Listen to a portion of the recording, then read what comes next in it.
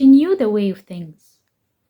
She knew if you weren't always stepping lightly as a bird, the whole world would come apart to tatters. You had to touch the world lightly, lightly as a bird. And if you did, then sometimes you could feel the deep and secret way of things. This was an excerpt from The Slow Regard of Silent Things by Patrick Rothfuss, an all-time favorite. And today I'm excited to share with you my mystical archetypal analysis of the 2014 novella. But before we get into that, a little bit of necessary boring housekeeping. So the first obvious one, mega spoiler alert. If you haven't read the novella yet, please save this video for watching later. Go enjoy it and come back when you're ready. It will be still waiting for you. Second thing is, I am doing this video also with the intention to share a little bit of personal background stories and add like my personal touch to it. If you are here, if you're clicking on this video just for the analysis, you can find that through the links in my description box. It will take you to the Instagram carousel post or the Substack post. And yeah, this way you can just get to the analysis straight away.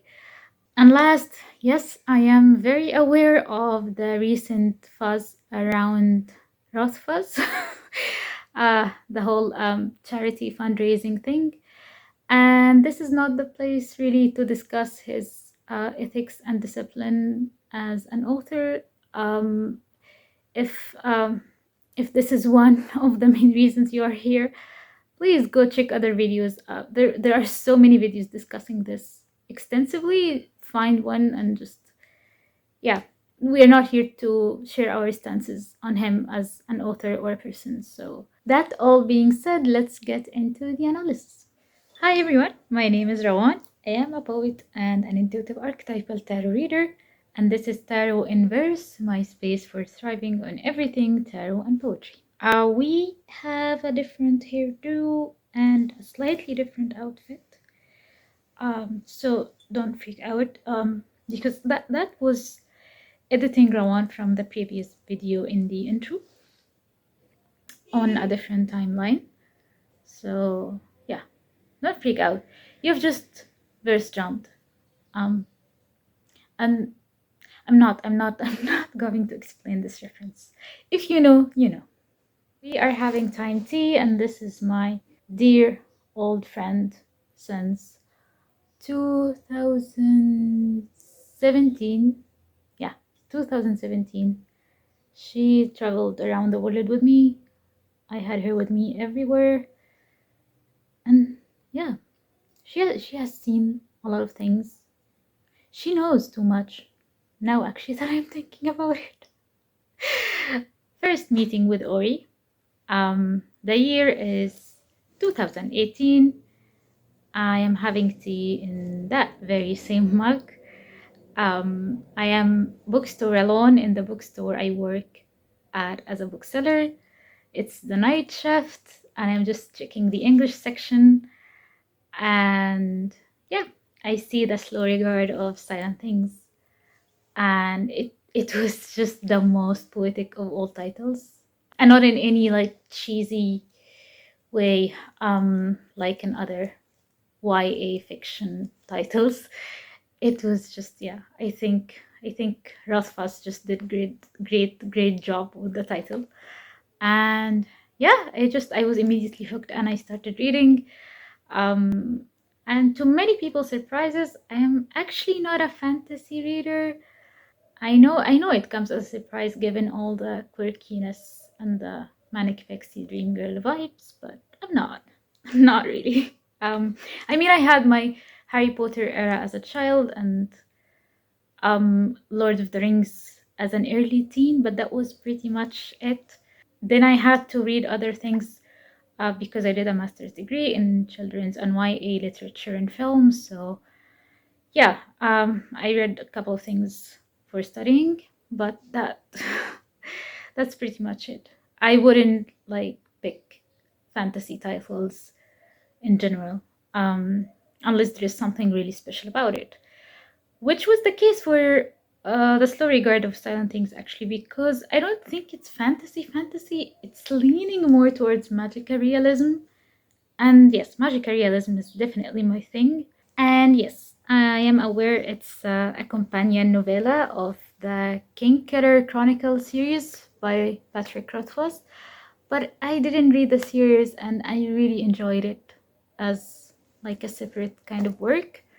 I know he says that clearly in the foreword.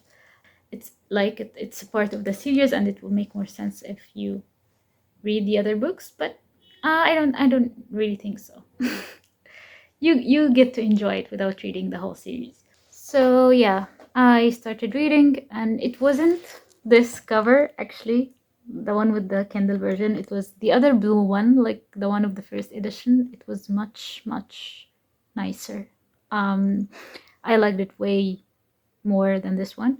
And I had it. I had the hard copy for a while, but then I had to give it up with many other books because I was traveling a lot, and yeah, I had to give up on her at some point. But so yeah, as I'm reading, like, I think the narration voice was just so interesting, really interesting. Because I have my theory about this. I think Patrick Rothfuss wanted to write this actually as a verse novel, but verse novel was not really a thing at the time he wrote it. It wasn't a genre yet. And but yeah, if you think about it, it is kind of a verse novel. The way he just, alternate in the narration voice between his own voice as a writer and Auri's, and how they get mixed, which also plays into the whole mystical archetypal reading of the thing. So yeah, let's get into the heart of my analysis. I'm so excited about this. So basically, my analysis sees Ori as a manifestation of the Anima Mundi. And if you're not familiar with the concept, very briefly, it is one of mysticism and depth psychology concepts with roots in Stoicism and alchemy. And it basically talks about how the world is not a dead thing. It is alive and conscious and interconnected and sentient. It is very much about how everything is interconnected in a very delicate, soft way, on how you can just tap into this at any given moment if you allow yourself to connect to it. And we're going to look at how Ori actually is an embodied manifestation of this concept through its like four main components, which is interconnection, resonance, um, inherent consciousness, and the goal of the alchemist, the ultimate goal. From a spiritual perspective, because yeah, alchemy historically also dealt with things like, creating gold and stuff like that. So what do we really mean by things being interconnected? It means that everything in the universe is part of a single living whole. There is no separation. So rocks, rivers, stars, people, they are all expression of this one soul. And since they are all connected, they influence each other. And here comes the resonance. In one thing, doing something naturally creates this vibration and affects everything else. And alchemists kind of knew it. They knew if they tapped into the Anima Mundi, or the soul of the world, they will tap into the energy of creation itself, and hence it will allow them to be able to turn lead into gold. But the spiritual aspect has to happen first. Ori as the Anima Mundi embodied. We are going to use 3 tarot cards to explain this more efficiently. the High Priestess, the Magician, and the Queen of Pentacles. We're going to explain each one of these as part of why Auri is an embodied manifestation of the Anima Mundi. So first, from the get-go, we see that Auri is deeply interconnected with her environment. We already see this established strong connection to the moon and to the nighttime and the unseen. She's basically a hoarder. She collects things and she takes them to the Underthing, which is the place under the university. And it's also where she lives. But she doesn't just live there, she is of that thing. Her moods affects everything in the Underthing. Her moods and the mood of her surroundings are one and the same. When she's anxious or unsettled, the Underthing feels more dangerous. And the pipe groan, and the darkness is just, more pressing. And at the same time, whatever she creates in the Underthing, it affects the big world of the university. It's like she is a tiny, small world influencing the big world in a way, which is a metaphor actually for the human experience if you choose to tap into it as a spiritual experience. And these are all aspects we can see in the Priestess archetype, not only because of the connection to the underworld and the symbolism in the High Priestess card, but also because it's this divine feminine energy that knows somehow, or he just knows. She knows why this thing matters, and hence she decides to take it to the Underthing, and she's aware of the value, even if other people can just make sense of it. Which takes us to second, because Auri perceives the world as alive and sentient, as we explained in the beginning. So for example, Foxen, the candle, she calls the candle Foxen, he's not just a candle, he is her alchemical light, as a living companion. He's not a tool, he's a friend, kind of. And we just see like how it's dimming or brightening is kind of communicating with her. A soap dish, as another example, isn't just soap dish, it's brave. A gear is sullen, and the room is vague and forgetful. I think, Rothfuss just does a great job with using the language, descriptive language specifically, and it's all very poetic, but very sensuous also, which makes it easier to grasp. And yes, building on that knowing she has at the High Priestess, she just knows what the objects need or want, where to put them, what would be the right place that feels just correct. And these are actually a Queen of Pentacles manifestations. We take it from this very metaphorical place to something grounded we deal with in a very earthy way. As both the Queen of Pentacles and the High Priestess, she just can perceive things as personalities with moods, wills, and desires. She just immediately knows when something is not in the right place, because it creates this senescence and it feels wrong. We see that also in her ritualistic kind of cleaning of the Underthing, where she does it over and over as a routine, which I think also works as a metaphor for spiritual practices. Because definitely cleaning the Underthing is not just about hygiene. It's a sacred act of just maintaining the Underthing as pure, clean as possible, to vibrate its energy into the big world. And then comes one of my favorite connections actually in the novel, because the central plot actually is all about Auri preparing for this unexpected visit from Quoth, and just trying to find the perfect thing, the perfect gift for him when he comes. It's just this generosity and kindness, as an act of offering something. And this is basically what cosmic sympathy talks about, where she just knows he's coming. She senses he's brave and troubled and bright, and she just must find an object whose essence perfectly resonates with what Quoth needs.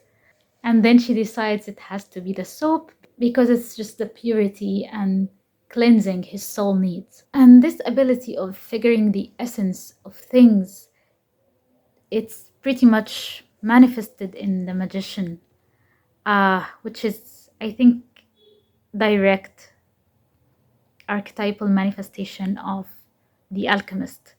That's what alchemists do. They just figure the essence of the matter they are working with. They connect to it deeply enough to transform it into something else. We see Ori as an alchemist in the truest sense, in the way actually she knows the true names of things.